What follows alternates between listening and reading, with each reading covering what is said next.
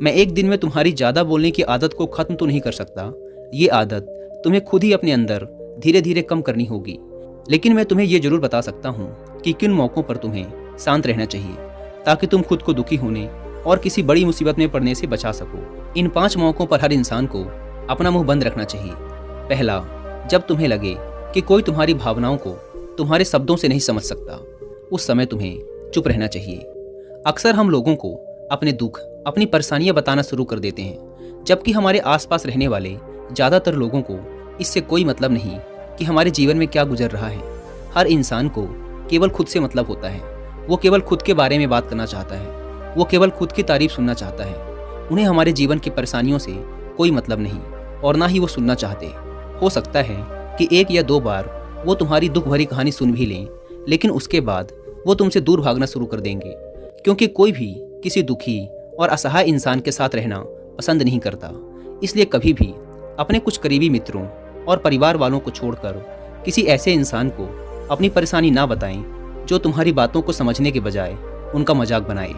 दूसरा, जब तुम्हें ये ना पता हो कि किसी विशेष मौके पर क्या बोलना है या फिर तुम्हें किसी विशेष घटना के बारे में आधा अधूरा ही ज्ञान हो, तो ऐसे मौके पर भी तुम्हें चुप ही रहना चाहिए।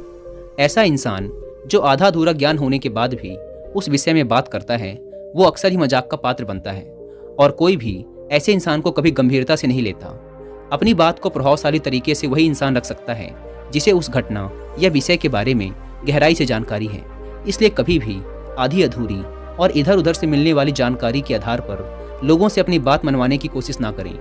हालांकि दोस्तों, प्रभावशाली बातचीत करना और एक ऐसा इंसान बनना जिससे हर कोई बात करना चाहे, जिसे हर कोई सुनना चाहे, ये भी एक कला है जिसे हर इंसान सीख सकता है। आप भी सीख सकते हैं। बस आपको बातचीत को शुरू करने और उसे लीड करने के कुछ सीक्रेट जानने की ज़रूरत है। तीसरा, जब कोई इंसान तुम्हारे सामने किसी तीसरे इंसान की बुराई कर रहा हो, तब ऐसी परिस्थिति में भी तुम्हें चुप रहना चाहिए। तुम्हें कभी भी ऐसी नकारात्मक बातचीत का हिस्सा नहीं बनना चाहिए, क्योंकि आज जो इंसान तुम्हारे सामने किसी तीसरे इंसान की बुराई कर रहा है, वही कल किसी और के सामने तुम्हारी भी बुराई करेगा। और इस बात की ज़्यादा संभावना है कि आज तुमने उसकी हाँ में हाँ मिलाने के लिए तीसरे इंसान की जो बुराई की है, कल रिश्ते ठीक होने पर वो उस तीसरे इंसान से भी कहे कि तुमने उसके बारे में क्या क्या कहा था।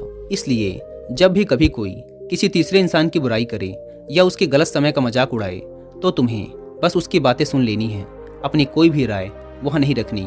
अगर तुम ऐसा करते हो तो भविष्य में तुम्हारे लिए समस्या खड़ी हो सकती है। चौथा, जब कोई तुम्हारे ऊपर गुस्से और घृणा से चिल्लाए, तुम्हारा अपमान करने की कोशिश करे, तब ऐसी परिस्थिति में तुम चुप रहकर सामने वाले के गुस्से और घृणा को कम कर सकते हो। साथ ही तुम स्थिति को खराब होने से बचा भी सकते हो। जब तुम सामने वाले के क्रोध का जवाब क्रोध से ना देकर उस समय चुप रह जाते हो, तब यह बात उस क्रोध करने वाले इंसान के दिल में लगती है।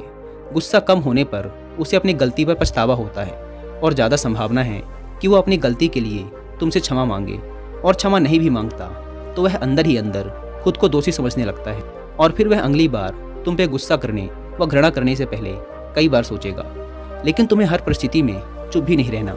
अगर कोई गलत कर रहा हो तो तुम्हें उसका जवाब भी देना है, क्योंकि कुछ लोग ऐसे भी होते हैं जिन्हें हमारा चुप रहना हमारी कमजोरी प्रतीत होता है।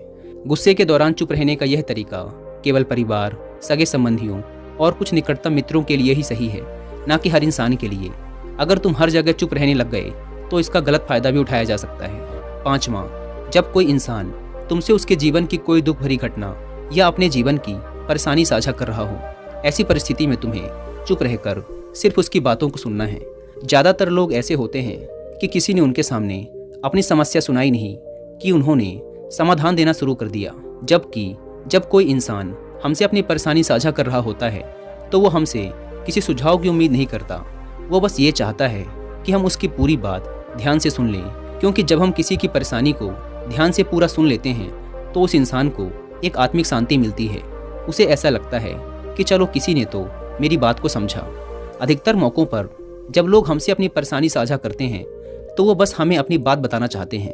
वो ये नहीं चाहते कि हम उन्हें सलाह देना शुरू कर दें, क्योंकि जो सलाह हम उन्हें देने वाले हैं वो सब उन्हें पहले से ही पता है। परेशानी के समय में किसी इंसान को सांत्वना देने का सबसे अच्छा तरीका है कि हम बस उस इंसान की पूरी बात को ध्यान से सुन लें, तो उनकी नज़रों में हमारे लिए सम्मान और स्नेह का भाव पैदा हो जाता है।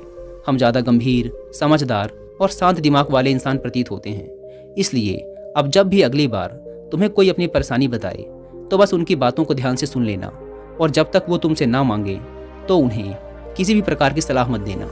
मेरी एक बात हमेशा याद रखना, जब तुम कम बोलते हो तो लोग तुम्हारी तरफ ज़्यादा आकर्षित होते हैं कि तुम क्या हो और तुम क्या सोचते हो।